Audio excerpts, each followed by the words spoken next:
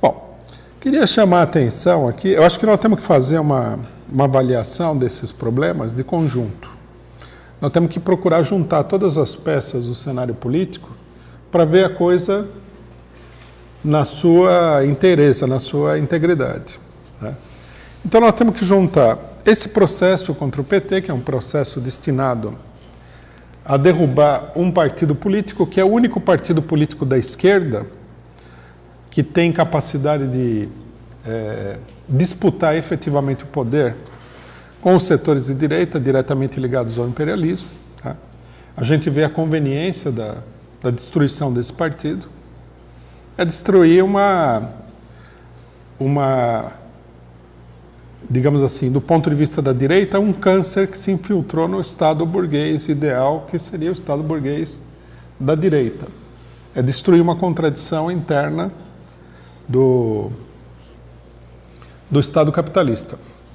Nós vemos também que isso aí não é suficiente, que eles estão trabalhando aí para promover uma reforma política, que é um outro golpe de Estado. Curiosamente, o PT não acende nenhuma luz. Eles estão na ideia de que, seja lá como for a eleição, o Lula vai ganhar a eleição, como se o Lula fosse uma espécie de messias, de mágico, né, de figura sobrenatural. Isso não vai acontecer. A função da reforma política é justamente permitir que a direita ganhe a eleição. Se a gente lê o jornal, assim, inocentemente, bestamente, né, seria mais corretamente dizer, a gente vê a discussão de que o sistema político precisa ser mudado porque os políticos estão muito comprometidos, em geral. Quer dizer, haveria uma preocupação da família Marinho, da família Mesquita do Estado de São Paulo, dos políticos do PSDB, né, da Folha de São Paulo, todas essas pessoas que deram o golpe, com a natureza metafísica do sistema político brasileiro. Isso, interpretar o que está sendo dito assim é de uma inocência, para dizer o mínimo, né? De uma ingenuidade total. Na verdade, o que eles estão discutindo é como garantir o controle sobre o Estado que eles acabaram de tomar, né? A chefia do Estado pela força, pela ilegalidade, né? No ano passado. É isso que eles estão discutindo.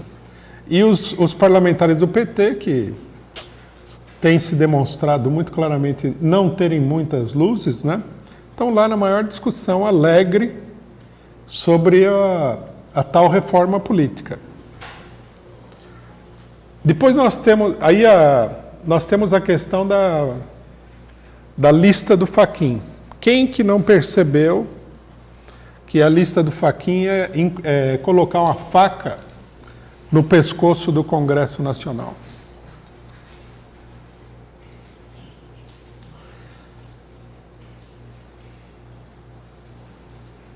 Você coloca um monte de parlamentares, toda a liderança do Congresso, numa lista para ser investigado, né? E aí você praticamente controla o Congresso Nacional.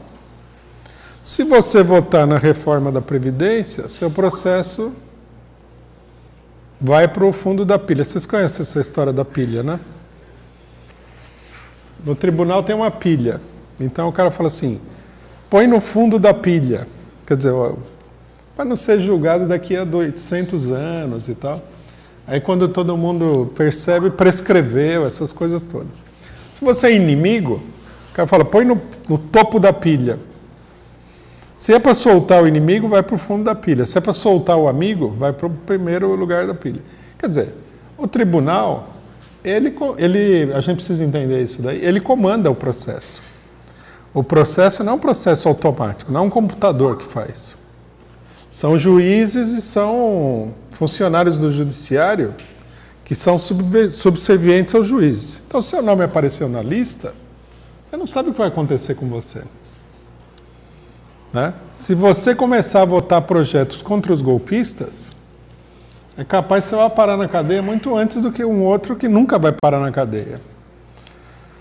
Quer dizer, é uma situação Impossível, né? Você ter praticamente todo o Congresso Nacional nas mãos do Judiciário. Uma coisa que também denunciaram, né? Eu vi gente denunciando, que é absolutamente correto, é o seguinte, não sei se todo mundo reparou, mas é importante reparar. Não tem ninguém do Judiciário nessa lista. Nenhuma delação. Então nós temos um Brasil que é um Brasil curioso. Os políticos são todos corruptos, né? O Executivo é absolutamente corrupto, mas o Judiciário é uma corporação composta de santos de calendário. Como é possível? De onde eles saíram? Porque o Dallagnol não falou que no Brasil todo mundo é bandido e corrupto? Porque quem veio para cá no começo era tudo picareta, degradado, criminoso, então nossos antepassados eram todos a pior escória do mundo, enquanto que nos Estados Unidos, país tão honesto, né, como a gente conhece,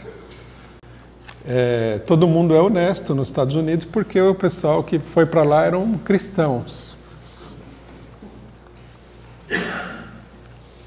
Então, o que aconteceu? De onde saiu esse judiciário? Será que ele veio dos Estados Unidos? Comprova a nossa tese de que, né, figuras como o Dallagnol e o Moro estão a serviço dos Estados Unidos, que eles devem ter vindo de lá, porque eles são os únicos honestos. Não faz. Isso daí é uma história para boi dormir, é um conto da carochinha. Como é que pode ser? E eles falam isso no jornal o tempo todo. Então você tem um grupo, uma parte do Estado, que controla o Congresso Nacional. Num processo farsa, num processo totalmente manipulado, apoiado por uma imprensa venal, que está acostumada a controlar o Estado há muito tempo, né? Nós temos toda essa situação. Vejam vocês uma coisa também que eu achei. Eu olhei e falei assim, não acredito no cinismo, no nível de cinismo.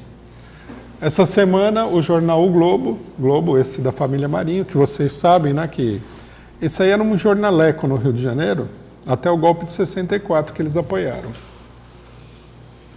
Eles sempre apoiaram coisas muito reacionárias, então um jornal desprezível de todos os pontos de vista desde sempre, né? Eles apoiaram o golpe militar de 64 e, de repente, eles se transformaram num império. Deve ser o tal negócio da meritocracia, né? O Roberto Marinho era um medíocre e, quando deu o golpe de 64, com o impacto do golpe, ele descobriu que ele era um grande competidor, que ele tinha méritos e ele construiu um império, mas só depois do golpe de 64. Antes ele não tinha todo esse mérito, né?